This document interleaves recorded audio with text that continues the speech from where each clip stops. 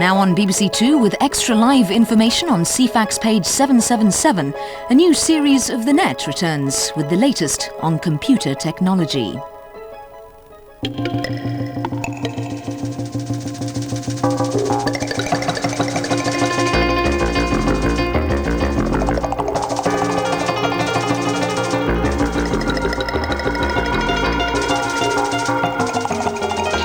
In The Net tonight. Online clampdown, how the Church of Scientology is using copyright laws to prevent whistleblowers posting on the internet. How to build a homepage on the World Wide Web, Benjamin Woolley assembles his very own Cyberdell. In our weekly Hot List, Blur drummer Dave Rowntree takes us to his favourite sites on the web. Plus, headcams and interactive clothing, a special report from the US.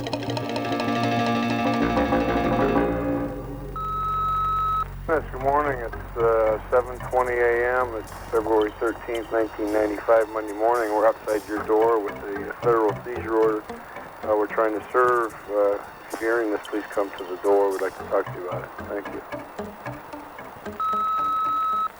I was having my coffee and was online reading my internet when there was some banging at my door. So I opened the door, and there were 25 people outside, people in vans and stuff. One uniformed policeman, and he said I had to let him in. They had a warrant to use any force necessary to perform the seizure. The officer gave me the papers. It was about a stack of papers like this. The documents looked valid. It looked like it was signed by a judge, and that they had a right to go through anything in my house to determine if I had any of their copyrighted materials. So I showed them to my computer. They sat here for 6 hours working at my computer, deleting what they wanted, copying what they wanted, scanning my hard disk and my floppy disks. I tried to get them to let me inventory what they were taking. They wouldn't do that. I couldn't look at what they were taking. I couldn't see the files that they were deleting or copying, and they just left.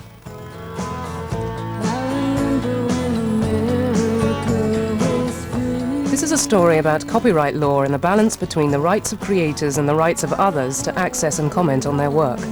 The court action following the raid on Ehrlich's house will be a test case for copyright law in the digital domain. But the plaintiff is no ordinary software company. The injunction was granted to corporations owned by the Church of Scientology, a new religion founded by science fiction writer L. Ron Hubbard in the late 50s. Bridge Publications is a publishing company. It primarily publishes works by L. Ron Hubbard, who was the founder of Scientology. The issue here really is that certain people, like Dennis Ehrlich, are attempting to make intellectual property rights not apply to the internet or to use of materials on the internet. I was a minister of Scientology for about 15 years, from 1969 to 82, and I was excommunicated for attempting to bring about reform within the cult of the practices that I felt were barbaric and harmful, and so since then I have been speaking out about my experiences and letting people know about the activities that go on within the closed confines of the inner cult that is Scientology. The way Scientology works, it has gradient levels of spiritual awareness and teachings and courses and so forth, studies. And when you do one, then you can go on to the next. And to a certain point, they're open to anyone. And then above that point, you must have done the prior level in order to receive access to the next level. And from that level on, they are kept confidential. These steps to total spiritual freedom that they're selling to people, they consider them commodities. They're commodities of trade, And for this reason, they're trying to assert that they are trade secrets, and I'm violating some trade secret by exposing what I was trained on as a minister of their, quote, religion. The story is that 75 million years ago, people were transported to Earth and hydrogen bombs were set off, and then they were implanted with 36 days worth of images and concepts. They sell these things as secrets, and they don't want them known because people would just laugh at them if they knew, and they wouldn't pay if they knew what they were to begin with. He has done wholesale posting of pages and pages of materials. You could even call it copyright terrorism. He's just saying, I can just slap these materials onto the internet. You know, I put them into this digital form and I can do whatever I want with them. And it's just not true. The law doesn't permit him to do that. Scientology is big business in Los Angeles, claiming the allegiance of top stars. But for many, the idea of a religion that is prepared to use the law to keep its scriptures secret is bizarre.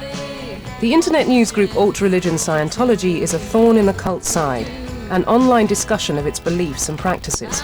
When Dennis Ehrlich started posting to it in autumn '94, the Scientologist response exposed one of the problems of applying copyright law to the internet. I got several letters from their law firm. They were going to come in and take my computer if I didn't stop posting their copyrighted materials to internet. And I said, well, you know, I don't know what you're talking about. What text are you talking about that I'm quoting? And what claim do you have to that text? It was a sort of a sensible, I thought. You know, they claim that I was violating their rights. I want to know what specifically. If it were the case that they had shown that there were specific instances of information that they owned through copyright and trade secrets that was being put out on the net, that wouldn't be a very interesting case for the Electronic Frontier Foundation. We got involved with this case because this is a freedom of speech case. This is a case of, do we shut up people who say things that we don't like what they're saying because we don't like what they're saying? And do we go after system operators who have no control over the content of the messages that their users are putting out there in order to shut up detractors? Ehrlich accesses the internet through another computer, a community bulletin board system run by Tom Klemmersrud. Having failed to deter Ehrlich, the Scientologist turned on him. I was sitting here one afternoon and got a telephone call from a woman claiming to be Helena Kogren. Later, she sent me an email message saying, Dennis Ehrlich has been posting copyrighted material, so on and so forth. I replied to her, please provide me with a copy of the copyrighted material so I can compare, and I will be fair. If it's anywhere similar, I'll delete it from the BBS. And that is my legal responsibility, and I certainly would. I don't want to break any laws here. And she sent me a second message saying, that's not good enough. No, you have to kick Dennis Ehrlich off the system.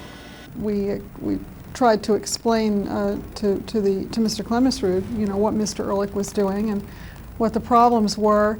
And Mr. Klemmersrud, there were a couple of communications back and forth with him, but his bottom line was get a court order. So we didn't have much choice on that. Kobrin obtained restraining orders on Tom Klemmersrud and on Netcom, his internet access provider, preventing them from transmitting any material whose copyright might belong to the Church of Scientology. Now, I have no way of knowing what is copyrighted by L. Ron Hubbard, and nobody at Netcom knows what is copyrighted by L. Ron Hubbard. And in fact, if we were to follow that judge's restraining order to the full letter of the law, Netcom would have had to shut down, and I would have had to turn off the power on the system. This is a test case on law as it pertains to the internet. This is the SysOp liability case. It is going to go to the heart of network communications. Our system operator is going to be held liable for the posts of users. If they are held liable in a case like this, it means that system operators are going to start engaging in censorship. Preliminary hearings of the case are set for June with a probable trial date of January '96. Whatever one thinks of the Church of Scientology, their actions highlight the many difficulties of applying copyright law to the internet, a medium with a long cherished tradition of freedom of speech. I don't think there's a freedom of speech issue, or if there's any freedom of speech issue, it's the freedom to create and you know, to create intellectually and to have intellectual properties, because that for many people is not only their speech, but it's the way they support themselves. What it will involve, if they win, then every group that doesn't want their doctrine exposed, or every criminal agency that doesn't want their internal documents exposed, will have a right to come in and tell you what you can have on your hard disk, virtually, because that's what they've done to me.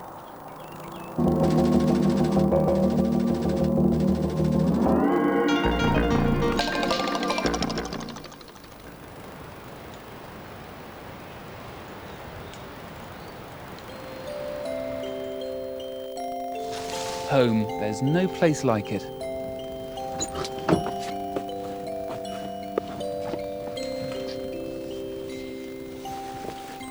It's yours. It's where you hang your coat, find your things, express your tastes, or maybe lack of them. And just as you have a home in the physical world, so you can now have a home in the virtual world.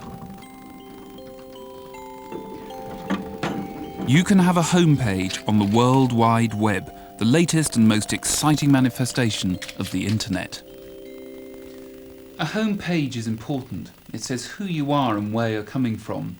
It's a way of creating a presence in the ever more chaotic world of online information. And as you'd expect, the world's movers and shakers are already here. Very flash they are too, reeking of corporate hospitality and expensive design consultancy.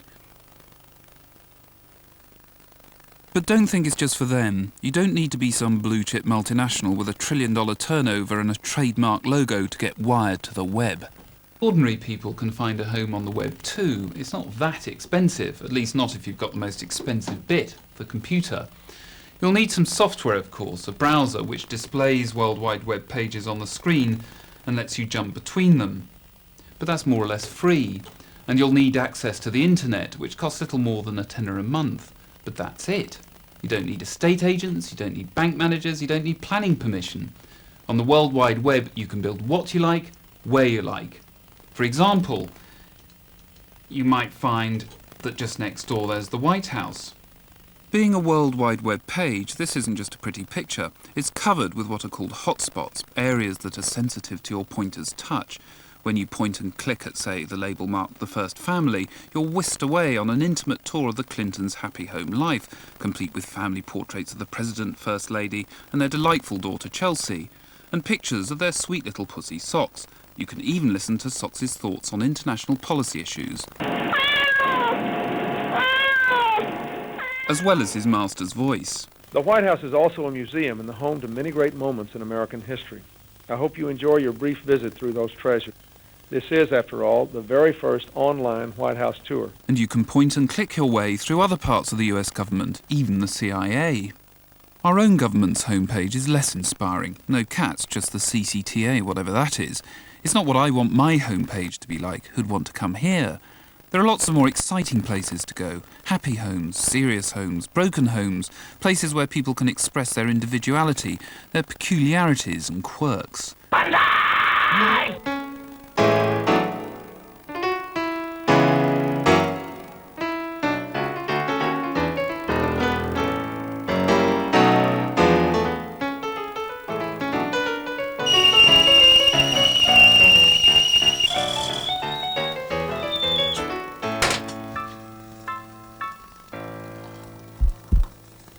So, I've had a look at other people's homepages. Now I'm going to have a go at building one for myself. And the basic ingredients I'm going to use are personal objects like this, my favourite coffee mug. These will act as links to other web pages that reflect my personal interests. Now to do that, I've taken photographs of them and had them developed on photo CD so that I can use them with my computer.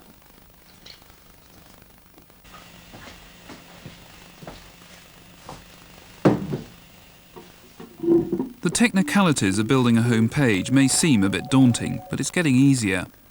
Each page is like a recipe, a series of instructions written in what's called hypertext markup language, or HTML. HTML specifies the page's ingredients and how they should be mixed together. It's not a particularly intuitive language, but there's plenty of help on how to use it, which you can find on the web itself. Step-by-step guides, handy hints, helpful tools.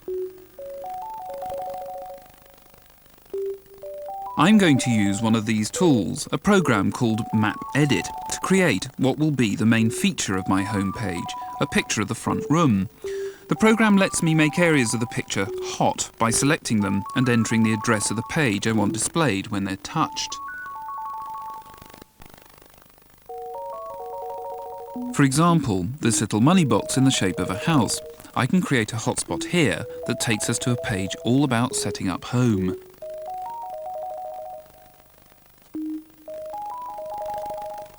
I've filled this page with links to other pages that contain useful information on constructing home pages.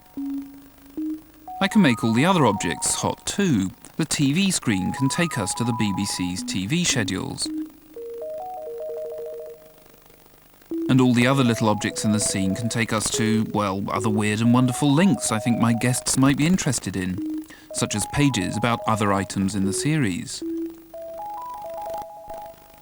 I don't want the links to be too obvious. What's the fun in that? So there's no knowing where you'll be taken when you touch the flower, the picture, or my favourite coffee mug. Now that I've built my home page, I need to open it to the public.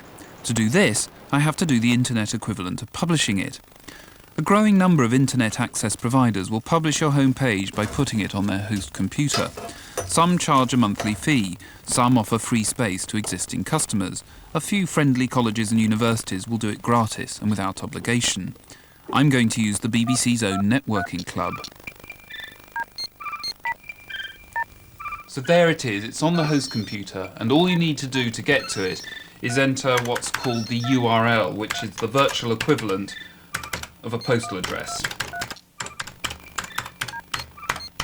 And all I need to do is press enter and it'll go live on the internet. Do drop by, just make sure you wipe your boots before you come in.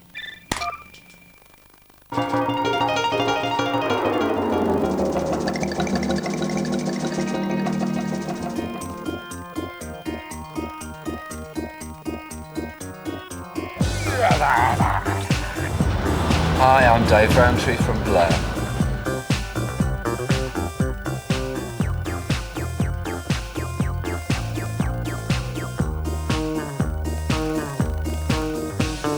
I was the computer geek at school. I was the kind of spotty one in the corner with the glasses on. I've been fiddling around with computers really for as long as I've been playing drums. There aren't very many good editors for setting up HTML files, which is the language that the World Wide Web is written in. So I'm working on an HTML editor. Come out of shareware eventually. Most of the fiddling around I've done with the web has just been looking to get an idea of what's on there. Blur Central's great. It's obviously a lot of time been put into it. We're actually in the process of setting our own one up. I think when we do ours, I want to make it quite different to anything else that's been done. Because a lot of the sites, especially to do with bands, are quite samey. Kind of got a discography, some clips from videos maybe, some sound clips. As modem speeds stand at the moment, it's simply not practical to download sound of decent quality. But as modem speeds improve, it is going to be more and more of a worry. Found a bit of Syd Barrett, Pink Floyd. Pictures, yeah.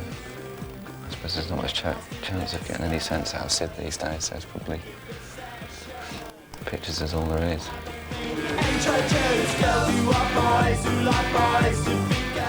Yeah, the Beastie Boys stuff is actually really good because they took charge of it and they're doing it all themselves.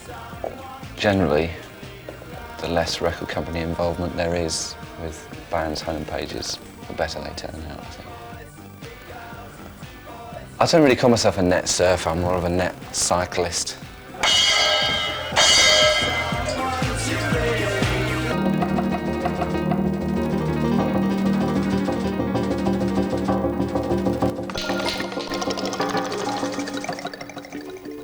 Once upon a time there were two people, Thad and Lorna.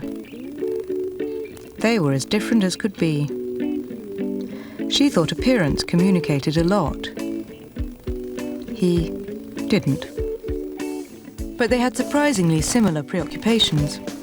I'm not just a brain on a stick. I'm an information manipulator. She lived in California. The mixed green pear and prosciutto. He lived at the Massachusetts Institute of Technology. But they both seemed to spend their time juggling electronic devices. Devices which competed for their eyes and ears, which duplicated functions, and which didn't speak to each other.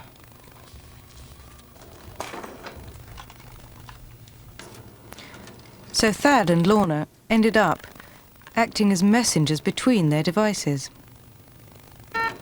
Yes, I'd like to check my account balance.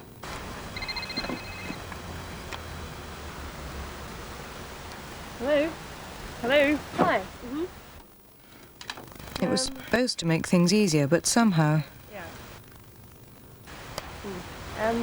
Oh, I gotta go. Bye. It led to all kinds of trouble. Somebody had to have the answer. In a richly connected infrastructure, when you've got a global digital medium and a planet full of bits, almost anything could be an interface between you and that world. At the moment, we're in industry, trying to fix the situation by coalescing all these artifacts into a single box, a personal digital assistant. And that's a good short-term fix because it does lump together the common functions in one place. What you really need is technology that aligns with your sensory and intelligence organs, kind of like a tailor draping bits of clothing where they seem to belong on the body. All you need is one microphone, and it ought to live somewhere up near where the speech happens. You need one pair of glasses that bring a new display into your eyes, can guide you down the city streets, but can also know where your eyes are pointing so that eye output is important. The point is to arrange the technology so it fits the information flow on the person, the same way that your clothes fit your skin. That was the theory. This was his solution. Well, if you remember the movie Terminator, they had a heads-up display that the robot used as it was walking, and I was thinking what a great interface that was, that you can actually see both the real world and the virtual at the same time, and wouldn't this be great for humans? Now that I have a wearable computer, I can store information or retrieve it wherever I go. For example, you may run into somebody who you need to ask questions of, and you don't remember what they were. You have a computer with you, it might automatically be able to remind you what you wanted to ask them. Time is my most precious resource. I like to be able to use a computer wherever I am, so I can use my time productively. Some of the most interesting things happen when you least expect them. His friend Steve was more interested in video than in data. Though it made eye contact with him rather difficult, since he saw the world through camera lenses. Hey, Thad. Hi, Steve. Why don't you try the grilled chicken? It's only $3.50. Oh, I thought it was $3.75. Yeah, you're right. Well, I'm just updating my menu now. I keep it online so that people can see what they might want to eat when they want to come here with me. Oh, I better update mine too then. I also keep an online menu of things like this pie here, and you know, I keep that all on my web page, you know, sort of free advertising. Yeah.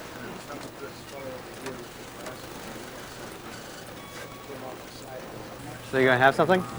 Not really. I'm not that hungry. I just bought a cookie already. I'm just maybe I'll have something more later on. Okay. Well, I'll see you back at the lab. Yeah.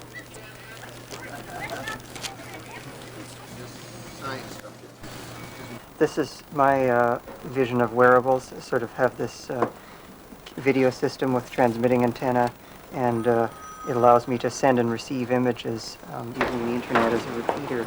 So, for example, I'm interested in this book here, Discrete Mathematics, and I might say, well, at least I'll remember the title next time I come here. This apparatus I'm wearing now is fairly clumsy and overburdening, but I hope that eventually it would be possible to put this kind of rig into a normal set of eyeglasses. I've also been working on sewing antennas into clothing. Hi, my name's Steve. Right now I'm transmitting images onto the internet, and I'm putting them on my homepage on the World Wide Web so that you can put yourself in my shoes and see the world from my perspective.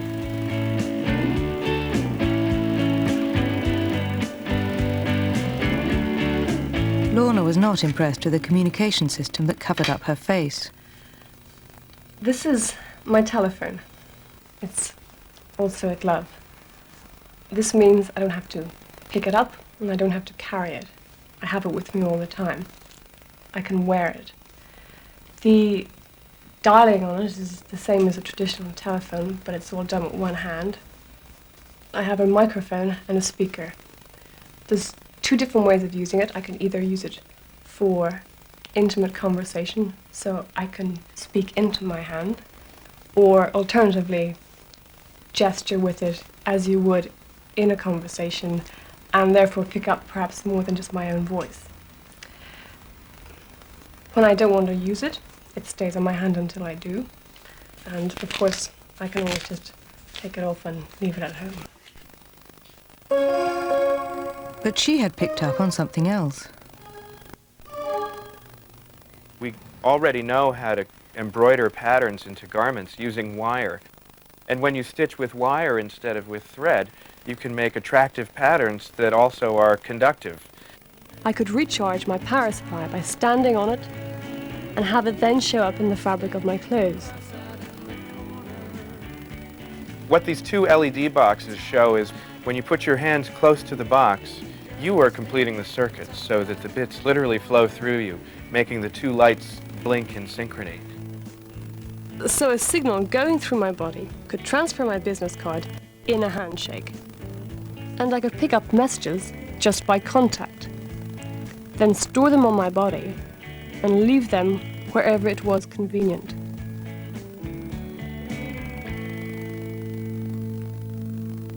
Now, how do I get back to him?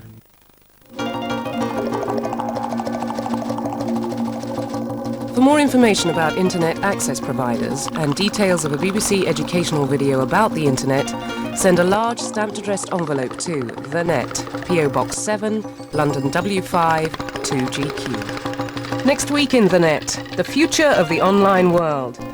Japanese artist Toshio Iwai, and choosing a new identity in cyberspace.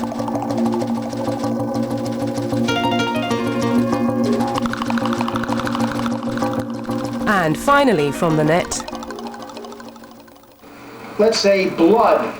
The O.J. Simpson trial has to be the most publicised in legal history, but the most famous member of his defence team has never set foot in the courtroom. Well, although I am sitting in Harvard, I am virtually there in the courtroom. This is the perfect example of judicial virtual reality. We have our equipment here, our fax machine, our modem, our computerized retrieval systems. If we hear something going on in the court, we can within seconds do research, type out a memorandum, and get it to the courtroom. So it's as if I'm the third or fourth lawyer at the bench, but it's a very long bench.